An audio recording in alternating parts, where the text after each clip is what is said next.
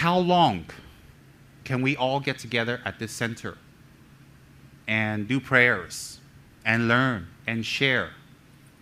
Maybe if some of the founding people, the women and men and myself, if we die or something happens, then the center collapses.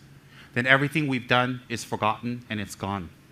And one day I will die. One day you will die. One day the people that work very close to me will die. And that's a very hardcore fact of Buddhism. No matter how much we avoid that thought, it is just denial.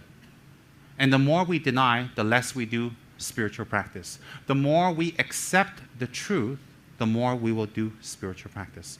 Hence, death is the first chapter within the consolidated teachings of the Buddha, written by the King of Dharma, Tsongkhapa, which is impermanence and death.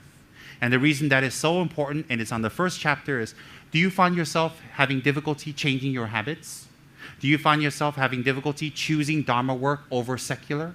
Do you have problems choosing Dharma motivation over secular?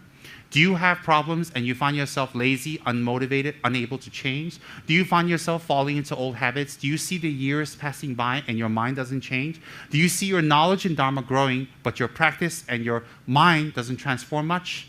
Well, if you want to know the secret to, the key to changing is the meditation on death, the meditation on impermanence. To read that chapter over and to meditate on that chapter. Why? If you have actualized the meditation on death, if you have realized the meditation on death, you will be very kind. You will want to work in the Dharma. You will want to be a benefit to others. You will want to do Dharma work. And you will transform yourself and change yourself. Do you know why? Because you know that ultimately we all have to go. Those of us who have a chance to work in the Dharma, those of us who have a chance to work in Kachara, who have a chance to work in Dharma organization, you are very fortunate. You are very lucky, and you have a lot of merits.